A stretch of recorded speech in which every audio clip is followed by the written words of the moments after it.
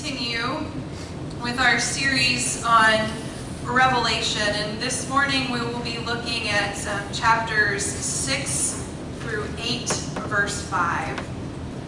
A couple of notes before I begin is just a reminder that Revelation is a book that is full of all kinds of crazy symbols.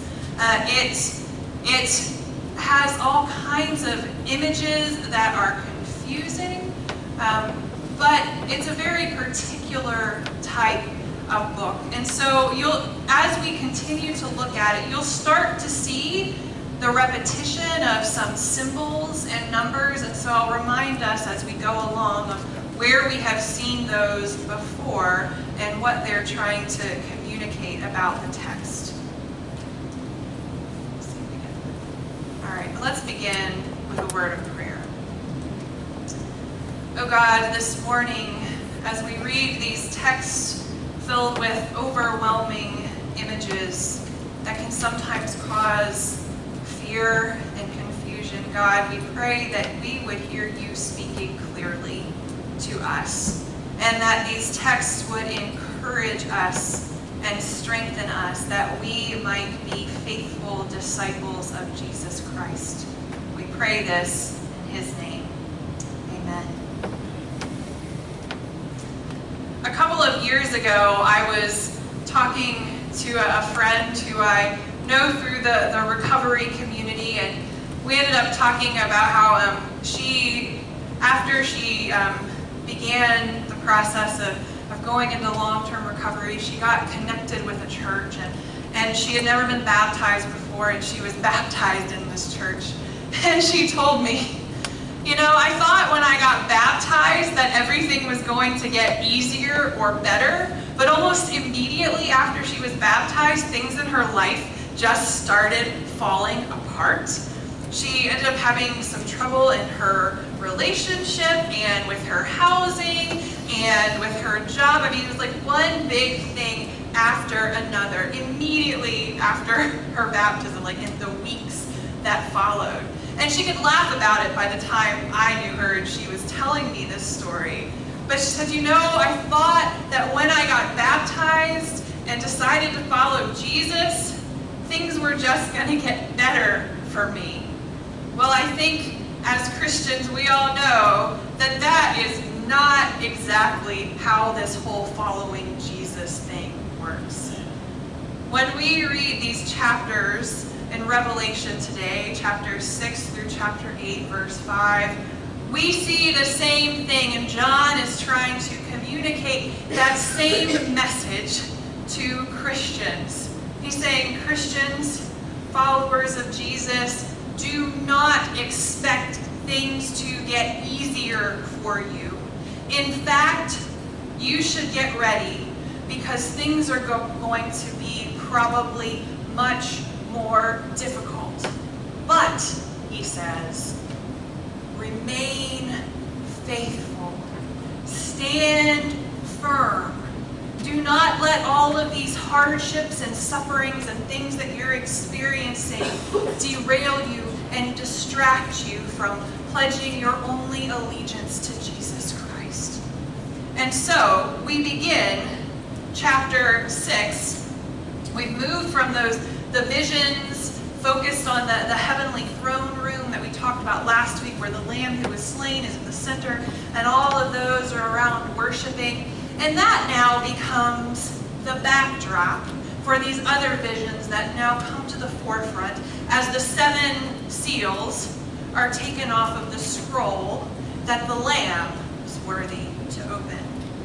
And so now we move into the part of Revelation that really becomes overwhelming and confusing and full of all kinds of just pure chaos and craziness. And so I'm going to read the first 8 verses of chapter 6, which is the first 4 seals being opened. I watched as the Lamb opened the first of the 7 seals. Then I heard one of the 4 living creatures say in a voice like thunder, "Come." And I looked, and there before me was a white horse. Its rider held a bow, and he was given a crown, and he rode out as a conqueror bent on conquest. And when the Lamb opened the second seal, I heard the second living creature say, "Come." And then another horse came out, a fiery red one. Its rider was given power to take peace from the earth and to make people kill each other. To him was given a large sword. And when the Lamb opened the third seal, I heard the third living creature say, "Come." And I looked, and there before me was a black horse. Its rider was holding a pair of scales in his hand. And then I heard what sounded like a voice among the four living creatures saying, 2 pounds of wheat for a day's wages, and 6 pounds of barley for a day's wages, and do not damage the oil and wine. And when the Lamb opened the fourth seal, I heard the voice of the four living creatures saying, "Come." I looked, and there before me was a pale horse. Its rider was named Death, and Hades followed behind him. And they were given power over a fourth of the earth to kill by sword, famine, and plague, and by the wild beasts of the earth. So this is perhaps one of the most famous parts of Revelation, the four horsemen of the apocalypse. And I mean, they have been depicted in so many ways. They've caught the imagination of so many people over the centuries, Christian and non-Christian alike. I mean, there's sort of this quintessential image that we probably have in our minds when we think about Revelation. Now, John actually borrows some of the imagery here of the horsemen and the colored horses from 2 visions in the prophet Zechariah. In the prophet Zechariah now, these messengers that are sent out to various places of the earth, they're on a little bit of a different mission than what we see here in John's vision. In Zechariah's writings, this vision of these 4 riders going out, we're going out to carry the words of God, the messages of God to all of the earth. And so here, John is using that same imagery again, and those who are hearing, especially those who were Jewish Christians and knew the prophets, they would have thought, oh, this is a familiar image. This is something that God is communicating to the whole world. Now, these are kind of terrifying creatures, but a reminder that these are symbolic. They are not literal creations, and they are symbolic of the cataclysmic destruction that will precede the end, whenever that is. But ultimately, if we look at what each of these symbols represent, what we find is that what these horsemen represent are things that have always been and continue and will continue to take place amongst sinful human beings. So let's look at the first one. The first one is the white horse and rider. This white horse and rider represents the war of conquest that seeks victories over others. It is the oppression that comes through it. Now, in this day and time, the Roman Empire, of course, was constantly doing battle on the edges of its empire, trying to maintain control of everything that it had. And one big threat to the Roman Empire was the Parthians. And the Parthian army was especially known for having really skilled archers. And so this rider on the white horse is depicted as carrying the weapons of the Parthian army. And so that was a mental image that the hearers of Revelation, of this letter from John, would have probably had in their mind. And that was a fearsome sight to imagine. The Parthian army advancing with their excellent archers. But what this horse and rider truly represent is the human nature and desire to rule, to obtain power, and to hold on to power. This is something that has existed from the beginning. And so when we have these seals being opened and these horsemen being unleashed in this vision, what John is really communicating here is that the things that are already happening among human beings are just going to keep perpetuating themselves. And God is not the one sending those things out, but God is allowing human beings to do their worst to each other. It is what we have been doing from the beginning of time. And so that white horse represents that desire for power in doing whatever you have to do to hold on to it. And we see it in the times of the Old Testament and in the prophets. We see it in the times of Jesus, and we see it in our world today. The second seal opens, and the red horse and rider come out, and they represent the rage of domination that instigates people to kill one another. So this follows hand in hand with that first horse. For those who want power, they will do whatever they can to hold on to it. This is why wars are fought. This is why lands are taken over and peoples are slaughtered, because that desire for power and for rule will lead people to do horrible, horrible things. And so here, God is saying, all right, people, you all, I'm going to let you do your worst to one another. It is in your hands. Then we have the third horse, the black horse and rider, which represents the greed of commerce that manipulates and cheats. In the text itself, we have the voice saying, 2 pounds of wheat for a day's wages and 6 pounds of barley for a day's wages. That's actually a very disproportionate cost. That is extremely expensive for the amount of wheat or barley. And so what's being expressed here is the black horse rides out that greed and corruption will continue to exploit the poor and make them poorer, while those who have power and wealth will get richer and more powerful. This is the way sinful humanity works. It rips itself apart. And these horsemen, this vision of the horsemen is declaring, people, this is a sinful world. And if you just go and go and go unchecked, you will destroy yourselves. And then the last horse is the pale green horse, representing death in all its forms. Death from famine, death from poverty, death from, just all kinds of things. And so these first 4 seals, they're scary. And they depict all kinds of doom and destruction. But on the whole, the doom and the destruction that occurs is at the hands of humanity. And now we move on to the 5th seal, now that we have this lovely rosy picture of the world that has been painted. Exactly. And this is why this speaks to us today. Not because it's a prediction, but because it is still true, and this is what we do to one another. And this is what happens when human greed and desire for power goes unchecked. And the early Christians, they were living in this kind of world as well.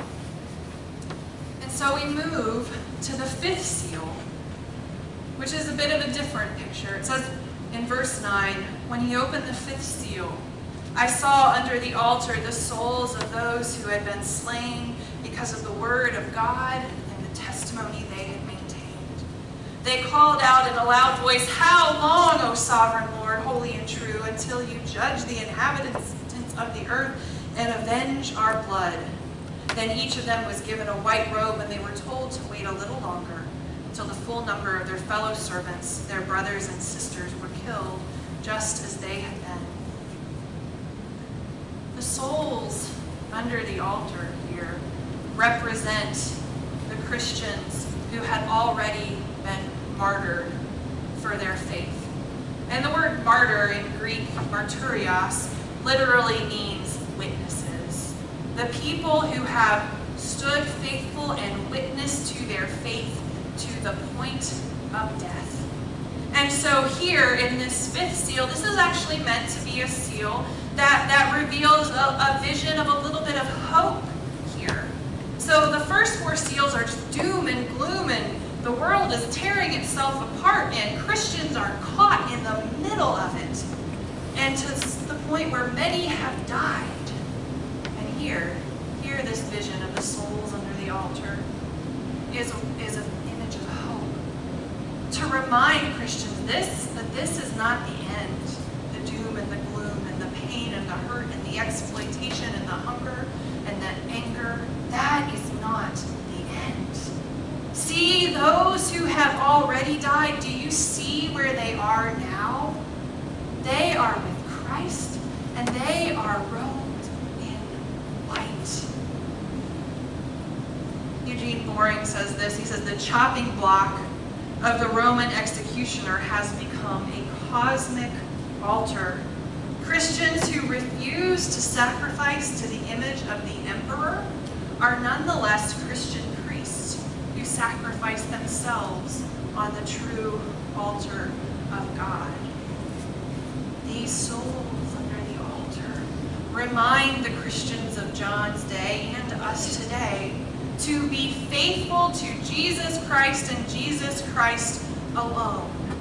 And that even in faithfulness, even in the midst of suffering, if we remain faithful, we have a place with Jesus Christ, close to him. Under the altar also is meant to represent a closeness and intimacy to Jesus Christ.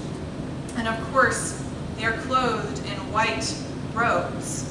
And the irony here is that the blood of Jesus Christ is what makes their robes white. I mean, if you've ever gotten blood on a piece of white clothing, you know how hard it is to get that out. Well, here, their robes are made white because of the blood of Jesus, because of the sacrifice. And so this little fifth seal is meant to pause and give a moment of hope. But then it's back to the sixth seal being opened, and this one is much, it's big and it's devastating, and it talks about earthquakes and the sun turning black and the moon turning to blood and stars falling from the sky. But then it also says, and the kings of the earth and the princes and the generals and the rich and the mighty and everybody else, both slave and free, hid in caves among the rocks of the mountains. And they called to the rocks, fall on us and hide us from the face of him who sits on the throne and from the wrath of the Lamb. For the great day of their wrath has come, and who can withstand it? The sixth seal being opened offers the idea that the whole world, the whole of creation, is affected by the presence of God. Last week when we looked at the image of the throne room, one of the images was a glassy sea before the throne, and I talked about how the sea was often a sign of just chaos and danger and that which cannot be controlled by human beings. And here we have again this idea of there is much, much more. Creation is much bigger than us, and God's presence affects all of it. But the real focus in the opening of the sixth seal is the people's response to God's presence. They run and they hide because they are terrified at the judgment of God. And so they cry out on the mountains and the rocks to fall on them and to hide them from this judgment. And the text does indicate that every person faces the judgment of God. But this text in particular emphasizes the wealthy and the powerful, since they are the ones primarily responsible for the martyrs under the altar in the previous scene. So this is a pretty terrifying passage, but it's also communicating to Christians. But look where the souls are under the altar. That is the judgment of Jesus Christ for those who are faithful disciples. But for you who are wealthy, you who are powerful, you who are exploiting the weak, you who are hurting the vulnerable, God's judgment is coming for you. And so this is meant to give hope to those Christians who are suffering, that things are in God's hands. And you know what? Even though they are not exempt from going through suffering, they have the promise of eternity. And not only that, they also have the promise that God is going to take care of sin and of evil. I do want to make a note about sin and evil and how God deals with it.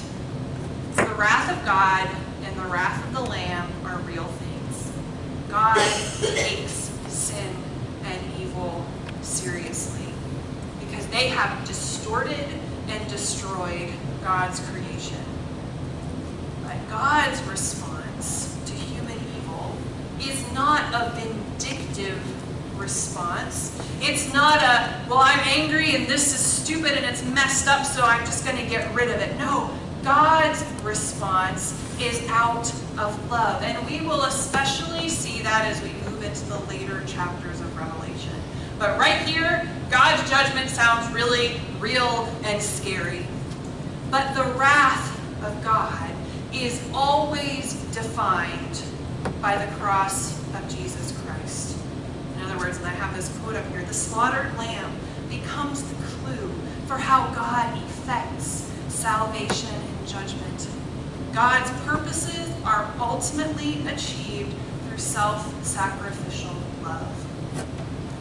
Anytime we read passages like the one that we've just been looking at in Revelation, we have to read it through the lens of God's self-sacrificial love through Jesus Christ, through the Lamb who was slain. Now, what does that mean? What does that look like?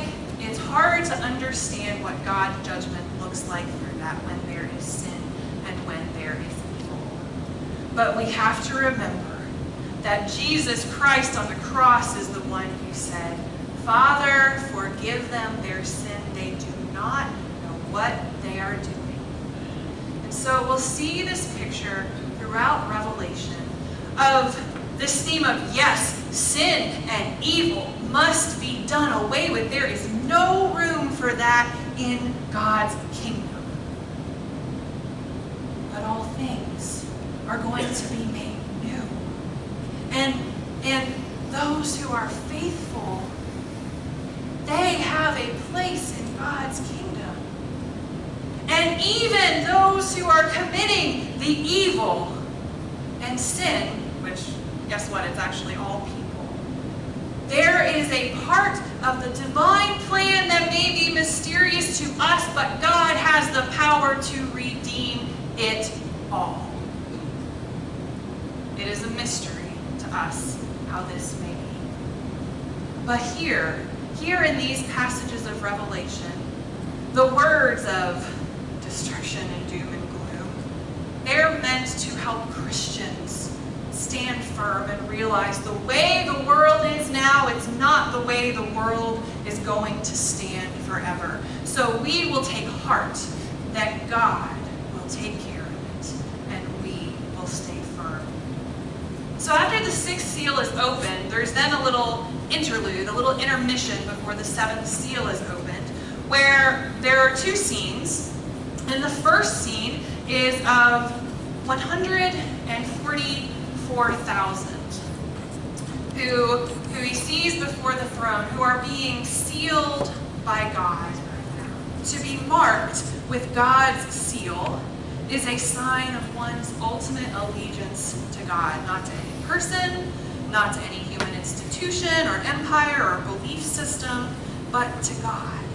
And it's also a sign of divine protection, which I think we've established does not mean literal protection from earthly powers or forces or violence, as we see from the scene of the martyrs, but eternal protection as God's children and members of his kingdom. The 144,000 is another symbolic number, just like the number 7 is a number of completion. The number of 12 is also a number that signifies completion, because of the 12 tribes of Israel, the 12 disciples. And so in this kind of writing, those numbers symbolize completeness, and 144,000 is a multiple of the 12 tribes of Israel. And a potential interpretation is that the 144,000 represents the martyrs of the church. And they're singled out for special mention here, and encouragement, as they do pay the ultimate price for remaining faithful to Jesus Christ and not to Caesar or anyone else. But the 144,000 that John sees are, again, almost like a further variation on the souls under the altar. God is going to protect his people, this part of the vision says. And then it moves on to not just the 144,000, but also a multitude of people from every nation and tribe and place who are gathered around the throne. And they too are wearing robes of white. And they symbolize a fulfillment of that covenant with Abraham, way back in Genesis, where God says to Abraham, I'm going to make you a father of many nations, and your descendants will be as numerous as the stars in the sky. Well, here we see a fulfillment of this multitude of people, of many nations who have gathered around the throne of the Lamb, and they are dressed in white as a sign of being made right before God through the blood of the Lamb. This interlude is an interlude of hope. You know, part of the reason I think it needs to happen is because I imagine if John is having this vision, he was pretty overwhelmed after the first 6 seals, and maybe he needed a little breather, and he needed to feel some sense of hope. Maybe you're the same way when you look at the world around you. I know I feel this way. When I look at the world around me and I see the hurt and the suffering and the corruption and the greed and the struggles for power and what that makes people do, I get overwhelmed.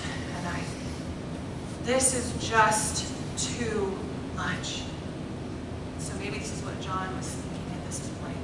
It is just too much. And so God gives him an interlude of hope and of promise that what is now is not what will always be. Then we move on to the final seal, the 7th seal. And it's just silence for half an hour. Silence. If you've ever watched, like a Civil War movie, or maybe a fantasy movie, and there's about to be a big battle, usually the director will choose to shoot a scene right before the battle starts where there's just quiet. And maybe you have those on the battlefield, and they're ready and they're waiting for the orders to be issued, or maybe it's in the dawn and they're having their breakfast before they're. But there's this tension in the moment of they know that something big and climactic is coming, but it's the moment of calm before the storm. That's what it's like when the 7th seal is opened. It's as if there's a bar's rest for the whole orchestra and the choir of heaven before they launch on the 2nd of John's symphonic variations. And I forgot to mention this at the beginning, but the 7 seals is the first set of 7 things that we will look at. There's 2 others in Revelation. And they're all like variations on a musical theme. They're not meant to be read literally or chronologically, but rather they're images, visions that reiterate the same themes or ideas. And so we'll look at the second set of 7 next week with the 7 trumpets. But the 7th seal, there's the silence, that pause, that anticipation. And then coming forth from this 7th seal is this vision of 7 trumpets, which we'll talk about next week, and a golden censer, which is a biblical image that's used in many places to symbolize the prayers of the saints rising up before God. And in this moment, they represent the prayers of faithful Christians in the midst of persecution. And the hurling of the censer to earth symbolizes God's judgment on a world that has not lived up to God's standards. So we open up this segment of text, seeing what human beings do, seeing what happens when sin runs rampant, when power is left unchecked. And here, as the 7th seal is opened, we see a moment of saying, all right, world, here it comes. The symbolism can be difficult to understand. It can be overwhelming, and there's so much more that we could say about them. But ultimately, what this segment of text is about, it is to remind Christians to stay faithful in the midst of everything that is going on in their world, under the reign of the Roman Empire, under being exploited, under being taken advantage of, in the face of corruption. Stand faithful to Jesus Christ. Because what is now is not what will always be. And you are a child of God, and you have citizenship in God's kingdom. So do not give up and do not despair. It speaks to us today too. Ultimately, Christians are called to faithfulness.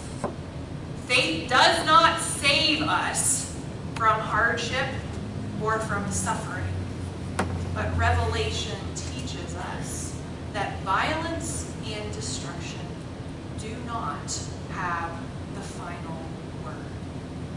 And so I hope that that gives you hope today. If you are suffering for any kind of reason, if you are struggling, if you are hurting, if you are feeling overwhelmed at the state of the world, take heart. Take heart. Stand firm. Be faithful. And you too may stand in a white robe before the throne of Jesus Christ.